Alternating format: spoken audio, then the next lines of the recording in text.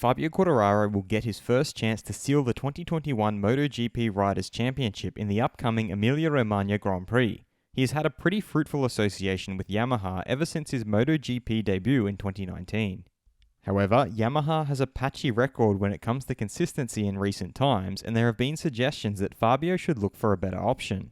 His manager, Éric Mahé, has now responded to these suggestions while speaking to Autohebdo.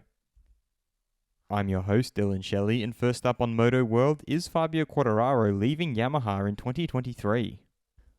Mahé began by revealing if he expected Fabio to have such a strong season after a disastrous end to the 2020 season. Yes, and in my opinion, the reference season is 2019. He was a rookie. He fought against Marc Marquez on the handlebars of a spec-B motorcycle. To understand Fabio's potential, you have to look at 2019 and not 2020. He then listed the riders who, according to him, could be title contenders next year. I see Fabio, Marquez, Bagnaia, and I would add Martin. The Fernandez-Gardner duo, which will arrive next year, is also very interesting. Natural gift for Raul and aggressiveness for Remy. He then responded to implications that Fabio might leave Yamaha at the end of next year.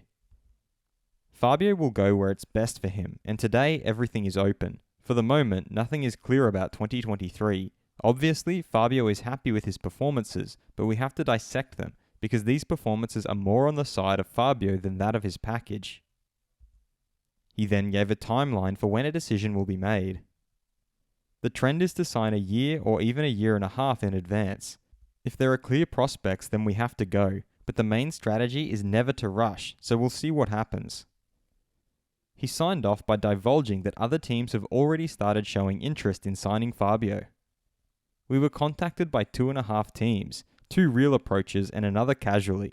We will assess this in due course with confidence. Fabio is young, he has the future ahead of him. Fast feed. Lynn Jarvis, managing director of Yamaha Motor Racing, is of the opinion that if Valentino hadn't challenged Marc Marquez after Phillip Island in 2015, he probably wouldn't have exploded and Vale would have won the World Championship. With what happened in 2015, MotoGP started to feel like football with fans insulting the riders. It changed motorcycling forever. The sport we love has been poisoned, he added. He also pointed out that Fabio's new teammates have scored 0 points so far. Sure, a replacement rider is never as competitive as a regular rider because the quality of the riders on the grid is extremely high today. SRT Yamaha's Andrea Dovizioso feels that it's not about the positions for the time being, because all regular riders are so fast. If we look back 4 years, there was a much greater gap between first and last. I have always emphasized that the results are irrelevant this year, he elaborated. If they aren't satisfactory right from the start, that's not the biggest problem. The important thing is that I can feel what the motorcycle is doing and then I want to improve the feeling. Aprilia's Aleix Espargaro loves the Qatar circuit. The Formula 1 cars destroy everything because of the downforce. Let's see, I'm happy for the people in Qatar because besides MotoGP they can also enjoy Formula 1, which is fantastic. But as for the track surface, which is now very even and very good, I just hope that they won't destroy it too much. World Superbike rider and former MotoGP rider Scott Redding looked at the option of returning to MotoGP because he's a different rider now to who he was when he was there. I don't think I ever had a real chance, with a bike that gave me a chance to win races. I spoke to a couple of teams, but they all said I'm already 28 years old, that I'm too old, he continued. Now the teams focus on younger riders, but I don't believe in that system. Riders like me sacrificed a lot to get to MotoGP to earn money. Now, if in 2 years you haven't proven anything, you're out, he pointed out.